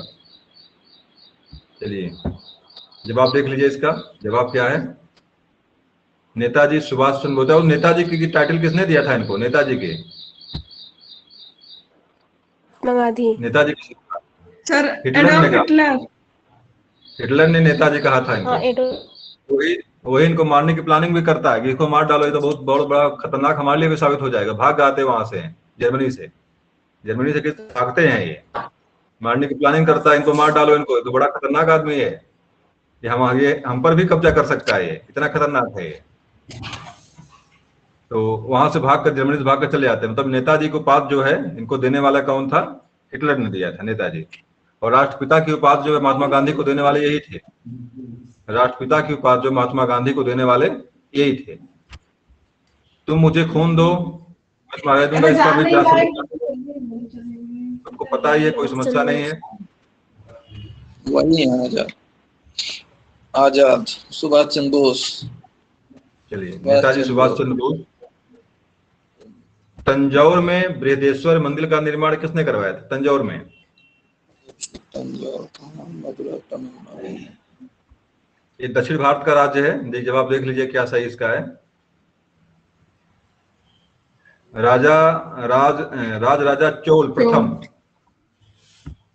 और जानिएगा कि चोल प्रथम शासक थे जिन्होंने श्रीलंका पर कब्जा किया था। जी। श्रीलंका पर कब्जा करने वाले शासक की राजेंद्र चोल करके नाम था, जो श्रीलंका पर कब्जा करते थे। चोल शासकों ने दक्षिण भारत के थे लोग, पूरे श्रीलंका पर कब्जा किए थे लोग। हेलो, हाँ बताइए। हाँ पढ़ाई है करें। चलिए, टेलीविजन की खोज किसने किया बताइए? टेलीविजन खोज करता कौन है? जीएल बेयर्ड है। जॉन लोगो बेयर्ड। यार फोन करते रहते हैं। चलो ठीक है, जॉन लोगो बेयर्ड है इसके।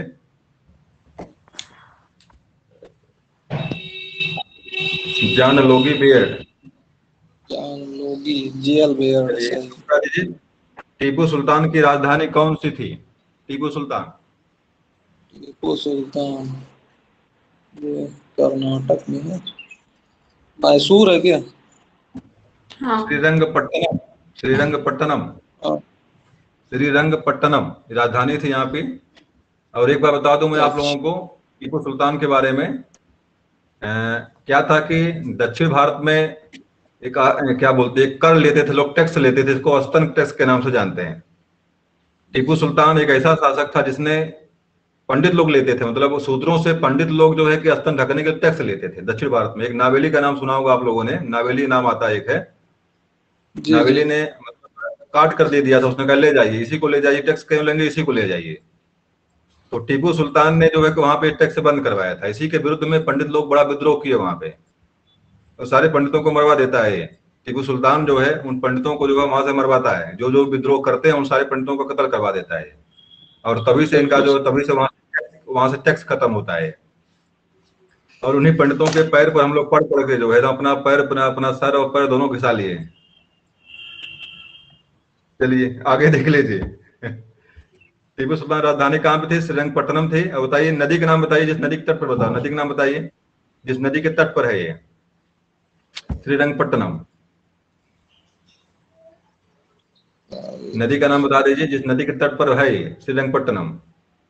कृष्णा नदी है क्या? नदी का नाम हमको भी नहीं याद आ रहा। चलिए जाने दीजिए। जयपुर की स्थापना किसने की थी? जयपुर की जय सिंह, राजा जय सिंह। सवाई राजा जय सिंह, वही आपके बिहारी वाले, जो बिहारी ने जो बिहारी इसके दरबारी थे, वही जय सिंह। एक चीज और, तारागृह की स्थापना प्रथम बार तारागृह की स्थापना जयपुर में कराने वाले वही थे। एक चंद तारागृह की स्थापना यहाँ पे कराते हैं, नक्षत्र ग्रह की स्थापना यहाँ पे करवाते हैं। ये जब सवाई राजा जय सिंह नहीं करवाया था, 4 जगह करवाए थे ये। फिलहाल जयपुर को पिंक सिटी के नाम से भी जानते हैं।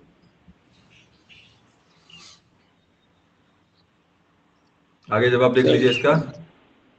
जय हिंद का नारा किसने दिया था? नेताजी सुभाष चंद्र बोस का नाम आ गया यहाँ पे।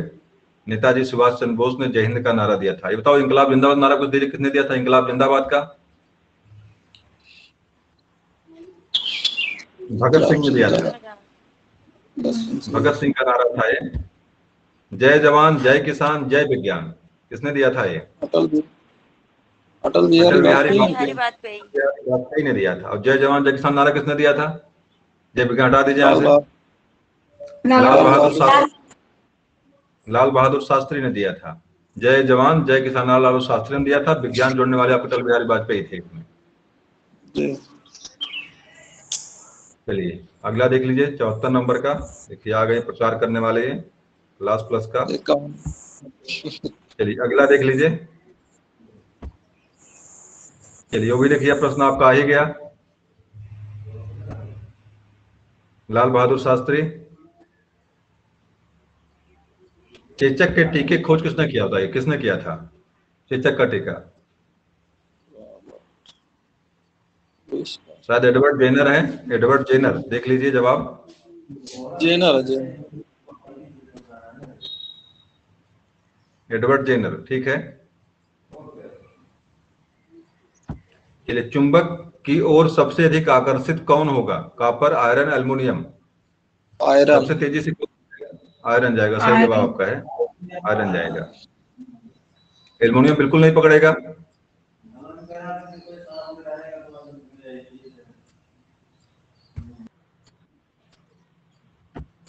अशोक के अभिलेखों को सबसे पहले किसने पढ़ा? जेम्स प्रिंसेप ने। जेम्स प्रिंसेप बिल्कुल पहले आदमी थे जिन्होंने पढ़ा था, और तभी से आपके मौर्य वंश का इतिहास सामने आता है कि भाई कोई शासक था अशोक। आप जानते हैं कि अशोक की लाट जो है, जो आपके सिक्के पर छपती है, ये अशोक का जो उसमें राष्ट्रीय चिन्ह था, अशोक की लाट, इस पर 4 मुख वाले शेर मिलते हैं, मौर्य वंशी थे, और उन्हीं का जो प्रतीक के रूप में जो आपके रुपये पर या मुद्रा पर या राजकीय जो भी चीज होता है, राष्ट्रीय चिन्ह के रूप में प्रतीक है वो, तो वहां पे लगाया जाता है। ये लिया कहाँ बताया गया है? अशोक का राष्ट्रीय चिन्ह कहाँ से लिया गया है कहाँ पे? सारनाथ में है, सारनाथ में संकलित है ये, और इसका राष्ट्रीय चिन्ह का अनुकृति जो वही सारनाथ से है। इसी के नीचे सत्यमेव जयते लिखा हुआ है। बताइए कहाँ से सत्यमेव जयते कहाँ से लिया गया है? मुंडकोपनिषद से। मुंडक उपनिषद, मुंडक उपनिषद से जो आपका, अरे भाई मुंडक संधि करेंगे तो मुंडकोपनिषद हो जाएगा, संधि कर देंगे इसमें, मुंडक संधि करेंगे तो मुंडकोपनिषद हो जाएगा। गुड़ संधि से आपका मुंडकोपनिषद बनता है कि मुंडक उपनिषद है वो। मुंडक आ और ओ मिलकर ओ बन जाता है, मुंडको हो जाता है वो। गुड़ संधि से होता है, वास्तव मुंडक उपनिषद है। चलिए, चंडीगढ़ का रॉक गार्डन किसने बनवाया था? चंडीगढ़ का रॉक गार्डन किसने बनवाया था? जवाब देखिए, चंद्र है क्या? देख लीजिए कौन है भैया। नेक चंद सैनी, चंद सैनी है। ग्रैंड ट्रक रोड का निर्माण किसने करवाया था? अरे वो शेरशाह सूरी 4 साल शासन करता है, और ये कोई मजूमदार कोई करके, उन्होंने कहा कि मतलब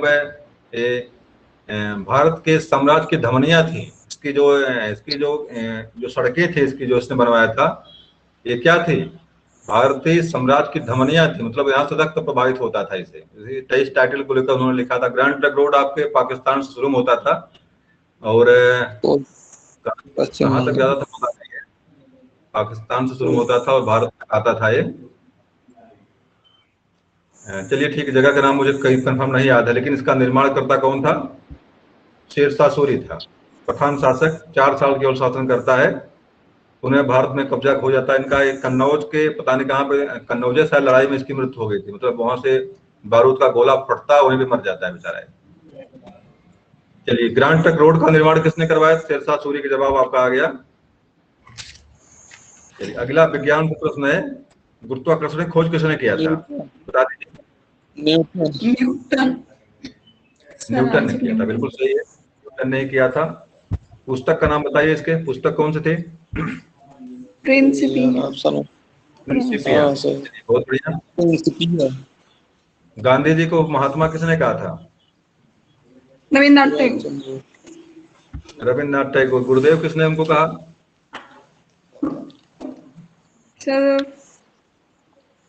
महात्मा गांधी ने कहा, मतलब इनको वो दिए तो उनको उठा के वो दे दिए वो।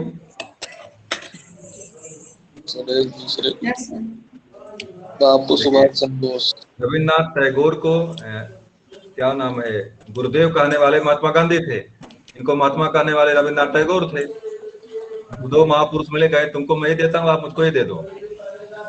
ये लोग बड़े बड़े बढ़िया चालों थे पहले के। बापू किसने कहा इसको? बापू महात्मा गांधी किसने कहा?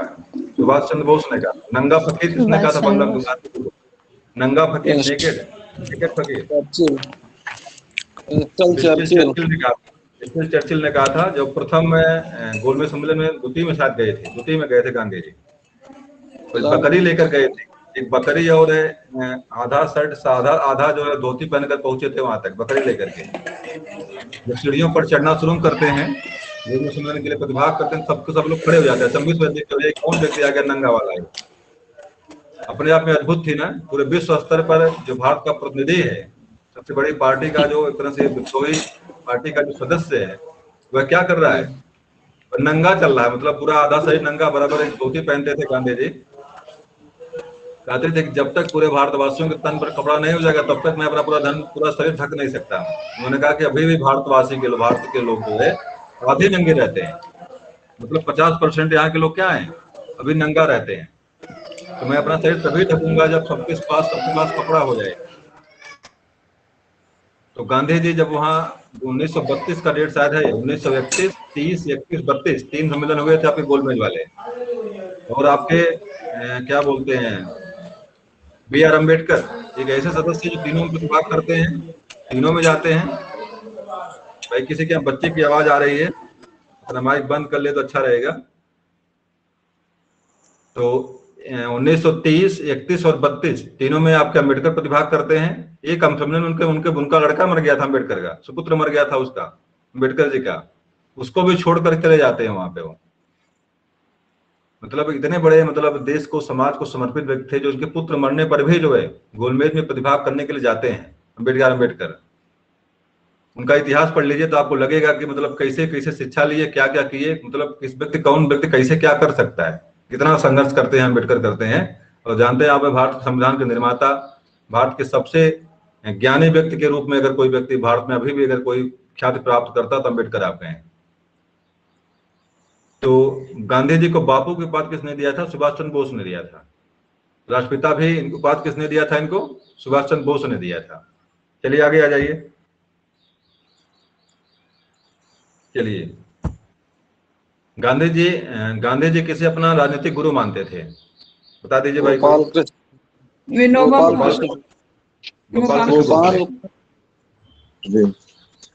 गोपाल कृष्ण गोखले। सही है। गति के नियम किसने दिया? न्यूटन ने दिया था, बिल्कुल सही है। न्यूटन ने दिया था। 3 नियम दिए थे उसने। खालसा पंथ की स्थापना किसने किया था? खालसा पंथ की स्थापना किसने किया था? गुरु गोविंद सिंह। देखिए, खालसा पंथ सिंह बनाने की प्रक्रिया और है 4 ककार, कड़ा, कंघा, कटार और एक कोई और का था, कड़ा, कंघा, कटार, एक बताइए और क्या बोले, कोई बताएगा हमको? एक और क्या? चोटी सर। चोटी? केस था। चोटी नहीं, केस था वो। केस, कंघा और कटार और आपका जो है कि छड़ा।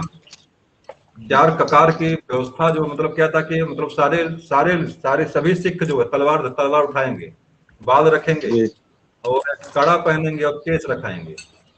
ये गुरु गोविंद सिंह ने लागू किया। गुरु गोविंद सिंह ने कहा कि मैं सभी शूद्रों को जो सिंह बना दूंगा।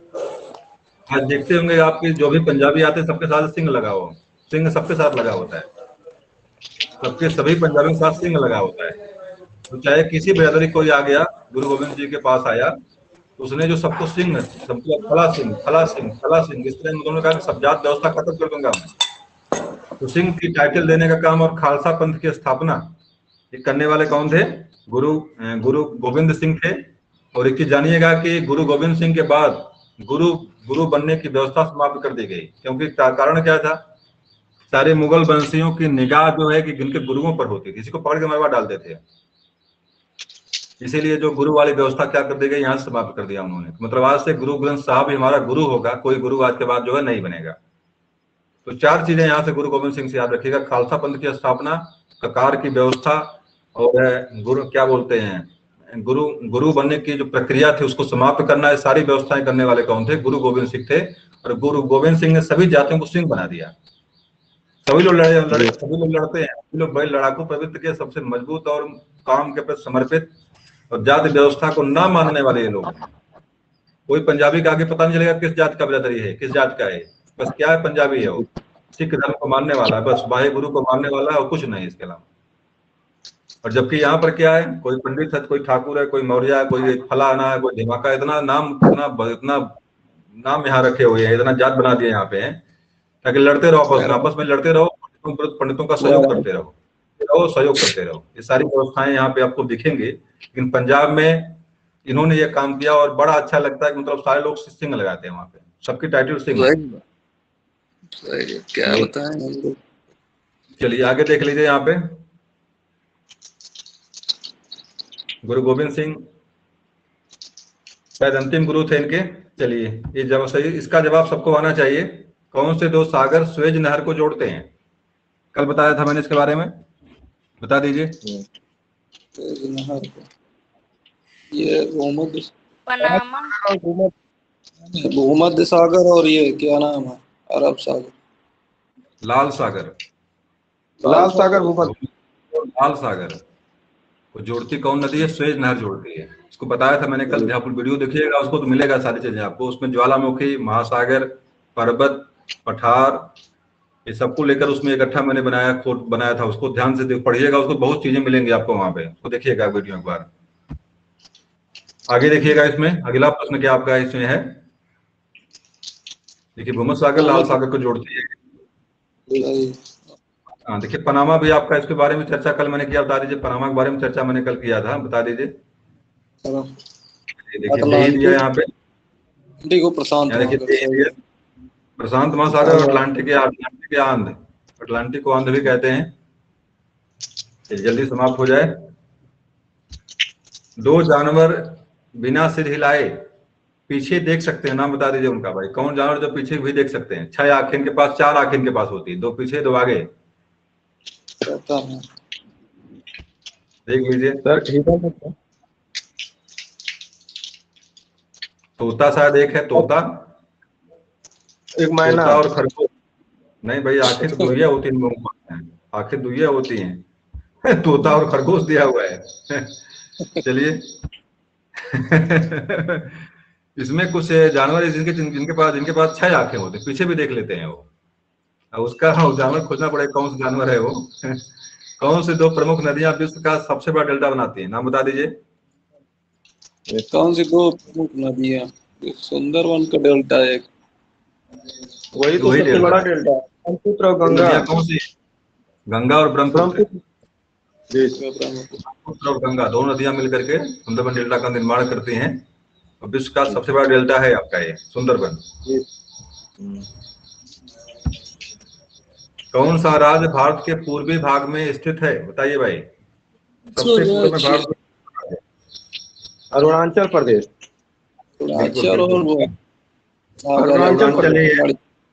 सबसे पूर्व में आपका अरुणाचल प्रदेश ही पड़ता है। सबसे पहले सूर्योदय आपका यहीं पे होता है।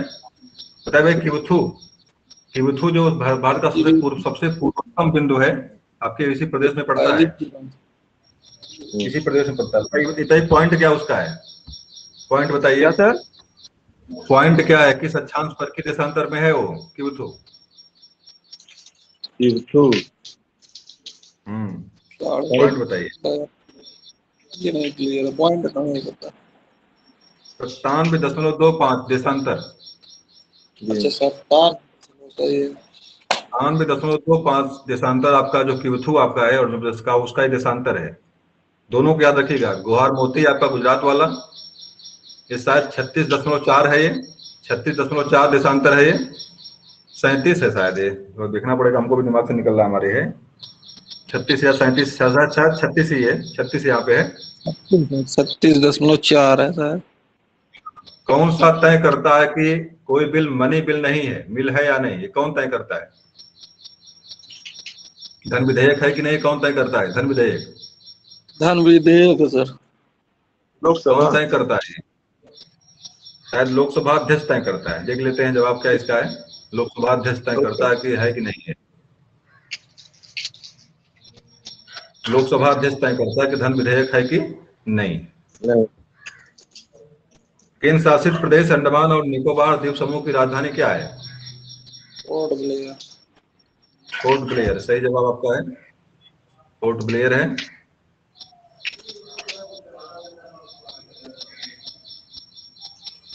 चलिए अगला देख लीजिए। किस सुल्तान ने अपनी राजधानी दिल्ली से दौलताबाद स्थानांतरित किया था? सबको पता है, बताया गया अभी चर्चा। मोहम्मद बिन तुगलक। मोहम्मद बिन तुगलक, पागल बादशाह दिल्ली से दौलताबाद ले आया था, देवगिरी स्थापित किया था ला करके। कितना जनी मुआ दे लेगा लोग नहीं मर गए थे। एक बर्नी इतिहासकार है, लिखता है कि मतलब कुछ लोग तो बजाय रास्ते में ही मतलब आते जाते ही इनका काम तमाम हो गया, जबकि था नहीं ऐसा, क्योंकि बर्नी इसका विरोधी था और बर्नी से कई बार इसकी कहासुनी भी हुई थी। इसलिए उसने ऐसा लिखा इनके बारे में है कि मतलब पूरी तरह से एकदम पूरा खलनायक ही बना दिया इनको, मोहम्मद बिन तुगलक। जबकि रास्ते में खाने पीने की पूरी व्यवस्था करता है, मतलब आने जाने में यात्रियों को कोई सुविधा नहीं होती है, खाने पीने की पूरी व्यवस्था करता, सारे लोग खाते पीते ही यहाँ जाते, ऐसा नहीं मतलब। लेकिन भाई दूरी तो हो ही गई थी। चलिए अगला देखिए। फिर दोबारा दौलताबाद से फिर दिल्ली ले आया था उसी समय अपनी राजधानी है इधर। दिल्ली से दौलताबाद में ले जाता है, उन्हें दौलताबाद में ले जाता है। हाँ तब मारे थे उसमें कुछ लोग। हाँ, जाते और आते दोनों टाइम उनका काम हो गया था। तो देखिए अगला ये प्रश्न यहाँ पे है, किस विटामिन में कोबाल्ट होता है? कोबाल्ट आपके हृदय की गति को नियंत्रित करता है, बताइए भाई किस विटामिन में होता है कोबाल्ट? विटामिन ए, B12 है ये, कोबाल्ट B12। देख लीजिए जवाब इसका क्या है। और विटामिन B12। B12 किस महाद्वीप को पठारी महाद्वीप के नाम से जानते हैं? पठारी महाद्वीप, पूरा पठार, एकदम भाग पठार है यहाँ पे। अंटार्कटिका, अफ्रीका महाद्वीप होगा, ये देखते हैं जवाब क्या इसका है। चलिए अफ्रीका महाद्वीप का आपका सही जवाब है। करो या मरो का नारा किसने दिया था? डू और डाई। महात्मा गांधी। डेट बताइए, डू और डाई नारा कब दिए थे? 1942। चलिए जवाब सही है आपका, 1942। भारत छोड़ो आंदोलन 1942 है, ठीक है आपका डेट।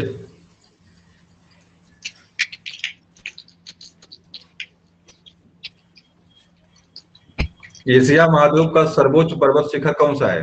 सबको पता है, कोई दूसरा नहीं इसमें होनी चाहिए, बता दीजिए। Mount Everest. किस राज्य में, बताइए किस देश में है? किस देश में है? नेपाल में। नेपाल में है, ठीक है। एयर कंडीशनिंग का आविष्कार किसने किया था? एयर कंडीशन का आविष्कार किसने किया था? जवाब देख लीजिए, विलिस कैरियर 1902 में एयर कंडीशन का आविष्कार करता है। उपराष्ट्रपति का चुनाव कौन करता है? राष्ट्रपति चुनाव कौन करता, बताइए। राज्यपाल। लोकसभा के आदमी करते हैं भाई, या तो राष्ट्रपति करेगा तो लोकसभा वाले करेंगे। जवाब देखते हैं क्या सही इसका है। लोकसभा का प्रदेश अध्यक्ष होता है संसद के सदस्य, और लोकसभा का प्रदेश अध्यक्ष होता है। अंतिम बता दीजिए, इंकलाब जिंदाबाद का नारा दिया? सरदार भगत सिंह, बिल्कुल सही जवाब आपका है। पंजाब के निवासी थे ये, और ये भी धर्म कर्म को मानने वाले नहीं थे। इन्होंने कहा था कि क्या बोलते हैं, ईश्वर मानने वाले लोग जो मतलब क्या बोलते हैं, नपुंसक होते हैं।